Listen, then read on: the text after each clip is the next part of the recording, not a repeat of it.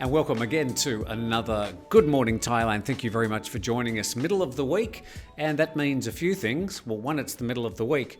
It also means that we've got Abel in the studio. Abel from Find Your Voice Asia. Ready, willing and able. Good morning, Thailand. And we've also got down the other end, hello, Bill. Hi, Tim. 22 days to the Sandbox as we're ongoing with this. And black shirt. I didn't get the memo today.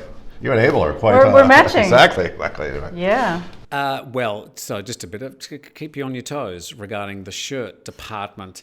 Now, we are going to be talking quite a lot, speaking about the 23 days to the... 22 days. 22 days, about the complete schmozzle that's leading up to this reopening of Thailand. We'll get to that a little bit later, but I was going to check a few other things with you guys first. Firstly, Disney have just announced their subscription for their streaming here in Thailand. We haven't been able to subscribe to Disney at this stage, but now we can. Yay. Now, so I thought I'd be interested to know what do you do in the Barnett household regarding streaming services? Netflix, definitely Netflix. I mean, that certainly is changing. It's, again, you can watch what you want. It's amazing shows out there as well. Certainly, that's been obsessive. It's interesting how many people during COVID times have actually taken to their Netflix as well. That's become almost a way of life. I thought you'd still be watching your sort of VHS tapes. Excuse me. No, sorry. Speak for yourself, Tam. I'm going a little bit less mainstream. I mean, I'm aware of Netflix, but I do an FWIP TV internet. FWIP TV. Yeah. I mean, there's a lot that I can see on there as well, and definitely, everything is on demand and no commercials. Sometimes it could be, it can make you like more stressed. Well, what are you watching? What are you watching? What am I watching? I'm watching this show called Mare, East Town. It's like a murder mystery. It's like I'm hooked to that, like big time. Okay. It's I'm like sitting like stressed. Yeah, it's a U.S. with Kate Winslet, from Titanic. Okay. So she's the main star of that. Like it's murder mystery. It's like really intense. It's always twisting, but that's the only show that I'm watching. Usually I watch YouTube. Maybe the biggest question is: Are you watching more TV? Are you watching more streaming now during COVID or before? Yeah, I find with the subscription services that they just give you the opportunity to watch things when you want, how you want. So it's not the networks that are determining when you watch particular shows. Things like the news. We used to sit down and watch the 6 o'clock news or the 6:30 news, eating our dinner. I mean, those habits have completely changed. I use Netflix. I love Netflix. Interestingly, the price of this Disney subscription is for Thai people is only 799 baht for the whole year, or 99 baht per month. I think there's a special deal for people on AIS, but that's really cheap. It's cheap, yeah. I think the amazing thing also is the number of devices you're using. I watch baseball, American baseball, through streaming service, American football as well, and that's on my iPhone, on my computer as well. So yeah, it makes a lot more sense. But I definitely think that you need more discipline. Otherwise, you just get overwhelmed with, computer, TV, phones, and iPads. They're all the same stuff. It's Turn off. Just turn off. Yeah. Sometimes you have to boop, turn it off because there's no, There's no shortage of stuff we can watch these days. There's right. so much stuff we can watch. So we'd be interested to know what you watch, whether you're watching less or watching more, or what subscription services are you using, or are you still sort of watching your old VHS tapes? We'd be interested to know. Or are you watching and drinking as well? This goes back to the drinking issue as well. Anyway, we'll find out more about your answers when we check the mail tomorrow. But for now, we're going to check the main news stories in Thailand. Police are investigating the death of a 28-year-old Australian man found dead near Koh Phu in Krabi last week, near Koh Lanta. The high-speed rail is coming to Chonburi, connecting the 3 airports, maybe soon. Fire ravages buildings used to store cosmetics. A Korat prison has been declared to be COVID-free, and PM Prayut Chan-o-cha admitted yesterday there had been some delays in the government's mass COVID-19 vaccine rollout, and 2,680 new infections and 35 deaths, 280 of those from prisons, announced in the past 24 hours. All the latest news at thethaiger.com. The Thaiger is getting behind businesses for the restart of tourism next month. With 60,000 daily YouTube viewers, and around 8 million clicks on our website each month, half of them from overseas, let us help you get in contact with the next wave of inbound travelers. Thaiger is offering 50% discounts on packages right through this month. Details in the description under this video. And back on Good Morning Thailand. Thank you very much for joining us on the program. We're going to be talking about the high-speed rail in just a moment. It's hard to put the words Thailand and high-speed rail in the same sentence, but we will be doing so. But first, we just wanted to mention the Thaiger app. Do you have the Thaiger app, Abel? I'm going to install right now.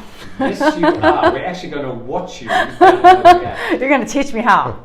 It's an app. It's on Apple phones. It's on Android phones. It's sort of all the news and videos all in one place, and it's really popular. I love the app, Tim. I love it, absolutely. You know, I'm getting news up to the second. It's dinging and donging all day long. You know, some people don't want dinging and donging all day. Oh, some people do. Turn it off. Some people do. Whatever that means.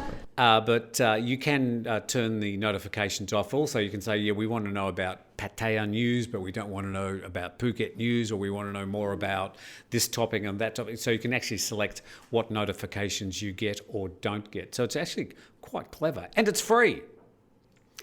So that should appeal. Let's have a talk about the high-speed rail. There was a project announced probably about 5 years ago that was going to link Suvarnabhumi Airport, Don Mueang and Utapao, which is the airport that services Rayong and Pattaya. And it was going to link all three of them. Really big announcement. It looks like they're getting closer to starting that project. A report out yesterday that it would start as soon as October this year. But Bill, you still think there's a bit of paperwork that needs to be done? Certainly, there's still bidding processes to finalize and everything else, but it's a great initiative in terms of the EEC, you know, trying to connect up. If you go to What's the EEC? Eastern Economic Corridor, in terms of that certainly is where we're seeing infrastructure projects go in, manufacturing, technology as well. And as Thailand tries to diversify not only in tourism but other sectors, it's a very important initiative. You're talking about October this year, right? Yeah, which in a few saying. months? Yeah. But even if it starts in October, they're saying that the first passengers would be carried around about 2025, which in Thai time means about 2030. Makes a lot of sense though. Bangkok's, greater Bangkok's about 15 million people. If you look at Los Angeles, greater Los Angeles, about 18 million people. You look at the amount of airports. Instead of trying to build bigger airports, is having more diversity with those airports and connecting them up. That makes a lot of sense. Will the technology be the same as, like, similar to the ones in Japan, the Shinkansen in Japan? It's like Shinkansen, yes. And a lot of the technology these days comes from China, who are the leaders in high-speed rail. Have either of you been on high-speed rail? Yes, absolutely. Yes. In Japan, it works great, but you can't talk into your phone. Oh. So if you had the Thaiger app, you'd have to turn off the noise, so you're not getting those dings or dongs as well. But yeah, it's absolutely. But it's a very disciplined, great way to get around. Is that a noise thing or a safety thing or it's a noise? It's courtesy. A courtesy. It's courtesy, right? It's super quiet, I remember. Super Nobody quiet talks in there. Yeah. I loved it. You sort of sitting watching the Japanese landscape just flip past. And the feeling of speed is so apparent. Like when you're in a plane, you don't feel like you're going very fast. But when you're on the ground doing 250, 300 kilometers an hour, your ears flying. pop. Your ears pop, yeah. And I have to say, I've done the TGV in Europe as well, which is fantastic. I love my high-speed rails. Interestingly, the US doesn't have any high-speed rail. Americans love their cars. Yes. I think that's changing anytime soon. Exactly. Yeah. And they love, flying here and there. But there's one country that has twice as much high-speed rail network than all the other countries in the world combined. It's easy to guess, China. Extraordinary how they've been able to, in 9 or 10 years, develop the world's most sophisticated high-speed rail network. And it's linking the rural areas back to the major cities so that they can get people to those cities working, which is really driving their economy. I think it makes a lot of sense in terms of the sheer population moving and trying to develop new urban areas as well, quickly connecting those. So it's a logical choice. And China is just too big to fail in terms of their transportation systems. Yeah. And we should say that for people who don't know much about the EEC, it sort of is between Bangkok and Pattaya, if you want. And it's the areas of Chachoengsao. Did I say that correct? Chachoengsao? How would you say it? Okay, I'm not familiar with that. And Chonburi, and it's sort of the manufacturing hub of Thailand. It's certainly going all the way from Lam Shabang all the way across, certainly even going as far as Rayong as well. Sure. So that whole corridor. And that's, again, Thailand wants to capture some of the manufacturing business from China. They want to capture some of the overflow from Vietnam as well. It's a great industrial area, and we're seeing more logistics as well, more technology, more medical technology as well. So again, as Thailand's economy looks to diversify away from tourism, it certainly is a good initiative. So with a high-speed rail, this one they're talking about between the three airports, you'll be able to get from a discount airline arriving in Don Mueang, for example, north of Bangkok, down to Pattaya in half an hour, 45 minutes, which is amazing. All right, we're going to come back and we're going to get stuck into the latest details that have been announced about the Phuket Sandbox, which is the opportunity for people to get back into Thailand.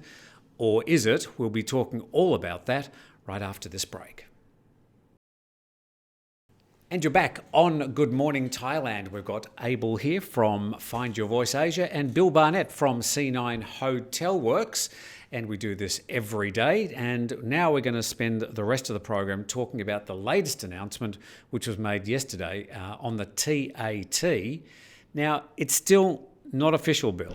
It's an approval in principle, and right now the Thai cabinet met yesterday and they've approved in principle, but we expect the final approval next week on Tuesday as well, and then to have the Royal Gazette with the final guidelines. So today we've seen some guidelines which have been issued out in terms of broad procedures from TAT, but again, these are not the final guidelines. So please understand you have to look at the Royal Gazette as the final guideline.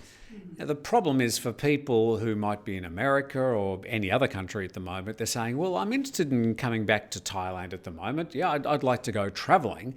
They go down to their local embassy and they're saying, we know nothing about this. And that's true because the embassies are not going to be informed until it's announced in the Royal Gazette. So this is the problem. We've got 22 days to go and people can't get any information. They can't apply. And I have to say, the way I see it from this announcement yesterday, in the past, Bill, if you wanted to come from America here, you just literally arrive, you get a stamp, a visa on arrival, and off you go. You can do anything you like. Now, there's something like 4 or 5 pages of documents and documentation that you need, including a certificate of entry, which is quite a lot of information that you need to fill out. Everybody will need a certificate of entry to get into Thailand. And apart from the 14 days quarantine in the area of Phuket, you can go anywhere you like, by the way. You're not quarantined in the hotel.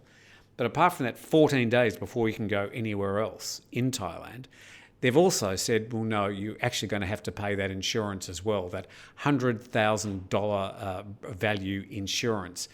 I think that and the 14 days are just deal killers for a lot of people. Still, even if they have 2 shots? Even if they're fully vaccinated, they've got to have all the tests and they've got to fill out all this paperwork. Really, it's no different from the ASQ situation we had before, where people had to do 14 days of quarantine and have all that paperwork. Now you've got all that paperwork is still there. The only difference is that you'll have a much larger quarantine area to work around.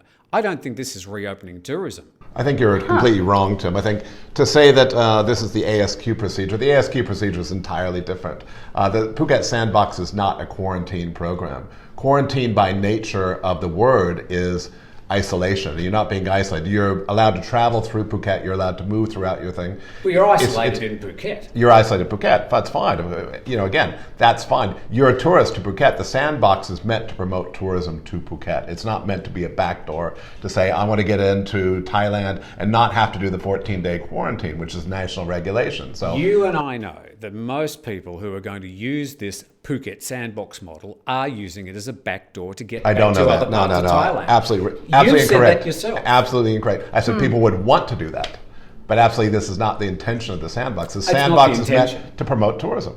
It's about tourism, not as a backdoor for residents to come to Bangkok. You don't promote tourism by getting people to fill out all these pages of forms, by wearing a mask while they're here, adhering to all the other guidelines. Literally, what will be open? Will they be able to have a drink of alcohol while they're here? Will there be a single bar open? I mean, I think in 22 days, they've got to get all this sorted out, and they've got to open all these shops. Even if they open half the shops in Patong, it'll still be a ghost town. But there'll still be facilities coming. There's hotels opening. Again, Rome wasn't built in a day, and I think you have to give it time to go through. People always weigh criticisms against Thailand and say Thailand's disorganized, everything else. What about the bubble between Hong Kong and Singapore? Arguably Singapore, one of the most developed countries in the world as well, and they've canceled the bubble 3 times last minute. So again, COVID-19 is irrational times. It's chaotic, and I think there is a sense of order to this. And I am a true believer that the sandbox in time will allow us to learn how to travel. After 9/11, if you'd go to an airport because of terrorism, it was an entirely different process. It would take hours and hours to go through the airport, but we learned to travel. With COVID-19, we have to learn to travel as well. Abel, what do you think? You know, Tim, I think you were just going a little bit too extreme there, maybe too rigid of a way of thinking, because I do think that Thai people and Thailand have an organization, just that maybe we're not aware of it as commoners or, as peasants. But I'm a peasant. as a peasant. But there are ways of dealing with this, and I think it requires, from the people's perspective, is that you have to just go with the flow of things, be a little bit more flexible. And I do believe that Phuket Sandbox is trying to get people to come to Phuket, not necessarily go to other places, because Phuket really is one of the main driving forces besides Bangkok in Thailand to bring people and income into Thailand. So they are trying to get people to come here, enjoy everything here. And come on, if you're drinking water, you have to take off your mask. So okay, you're saying come and enjoy everything, but what's going to be open? They can't go and travel to the islands. There's going to be bugger all open. Why not? They're not allowed to go to the islands. But they're allowed to go to Phuket. How many people actually visit the islands compared to how many people come to Phuket? Well, I think a lot of people do day trips to an island. A lot go to, say, Koh Phi Some people Phi. do. Some people do day trips to Koh Phi Phi because some people go to James Bond Island. But again, Phuket has over 9 million airport arrivals a year in a good year in 2019. So you're seeing people who are driven here by the beaches, by Central Festival's open again. Hotels are open again. The hotels are ready to if you walk through where we are right now, we're in the Laguna area near Boat Avenue. Many of the restaurants, I'd say probably 90% of the restaurants are still open. I think this area is quite unique in all of Phuket. Cheung Talay is amazing that a lot of shops are open. Then again, I'd say probably only half of them open. And Cheung Talay is doing a lot better than all the other suburbs around. Rawai also is doing quite well. But if you go to the West Coast beaches, it is a ghost town. Which is a great time to come to the beach. Yes, if you want to enjoy quiet beaches, now is definitely the time to come. But my problem is that they've concentrated all their efforts on making it as difficult for people to come as it could possibly be, where they should be throwing money at the hotels and the shops and say, we want to get you open, we want to help you get open so that there's something to do. Otherwise, Bill's going to come here on July the 1st, he's going to walk around and going, well, I had nice beaches, but I couldn't even have a drink. And he's going to tell his friends that when he gets back home. For speculation that we don't know what will be here on July 1st. I think we've got to wait another week. One thing I think the other side of this all is you have to take into account is the social aspect of what we're talking about. For the regulations and everything else, for the 14 days and everywhere else, you have a community here of people who are concerned about public health. You have a fear factor amongst local people. Right. You have to win the hearts and minds of locals as well, because the people who are going to operate the shops, who are going to welcome tourists, they are scared. They are scared of COVID. Everywhere in the world, people are afraid. Most rational people are afraid of COVID in terms of that, arguably, in my opinion, right? Mm-hmm. So I think you have to also win the hearts and minds of the local population, whereby I think Thai's have done a good job. If we go backwards, there's always criticism with Thailand. Thailand did a good job for a year of containing COVID-19. Now, in terms of the process of reopening, they've done a terrible job. We kind of accept how that is. But I think you do have to understand the aspect of people wearing masks and everything else. That's going to occur because people are still afraid. It's going to take time for people to take the masks off, just as it took time for people to put their shoes back on at the airport. I don't necessarily think, Thailand is actually doing a terrible job, in reopening, because they are worried about, Thai people and their health, and they don't want to be like other countries where they reopen too quickly, and then they have, third, fourth wave coming back in. I don't think they've done a terrible job. I think the communications and the coordination have been lacking, and I think that's been the biggest issue in terms of that. It's connecting the dots, and it's extremely difficult because you've got public health, you've got Ministry of Foreign Affairs, you've got the airport, the AOT as well. You've got a centralized committee for that, so it's a very complicated issue as well. Yeah, after the first lockdown in April last year, when the island of Phuket was pretty much locked down for 6 weeks, there was some 80,000 to 100,000 itinerant workers, mostly up from the northeast and the north of Thailand, which fed a lot of the employment. Now, they've all gone. They haven't come back. So somehow we've got to get those people to come back to start the tour boats, to open up the shops, to deliver the stock, to drive the minivans. All those people aren't coming back. Or if they are coming back, have they been vaccinated? Well, the answer at the moment is no. And we've got 22 days to go. 22 days to go, and I believe Phuket will open. I'm sure it will open. I have no doubt. They've committed to it, and they will lose a lot of face if they don't open. So it's going to be face over reality for the reason that Phuket's going to be open. It's just too much has been said. They have to open no matter what. My fear is that the experience for travellers coming here is going to be very poor compared to what they'd expect from Phuket, which is meant to be a world-class sort of destination. It's not.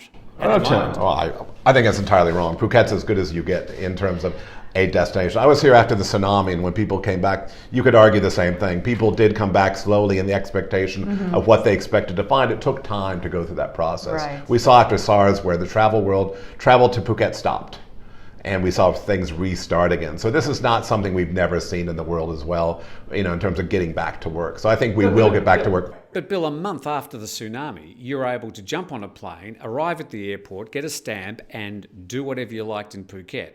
A lot of people came and rolled up their sleeves and helped some of the coastal areas get back on their feet, which was fantastic. The difference this time is they can't just arrive at the airport. They've got pages and pages of paperwork to fill out. But I think that might lax, though. I mean, as time passes, obviously things do change, right? Things change and they go back and forth. But, okay, I know you say 22 days, is it? 22 days is, seems very quick. But things can change and things can relax a bit more. From what I understand, if you have 2 vaccines, if you have the COVID passport, I don't really think you have to go through all of that. But okay, of course, I do not have any solid... You do have to go through all that paperwork, and we'll have a link under this video to the TAT story, which lists all the things that they're currently requiring travellers to do, which we're waiting full confirmation on. And I'll also do another video sometime today, which will go through this in detail. So it is, I think, a pretty high bar to expect travellers to go through this and enjoy the experience with a mask on, no bars open.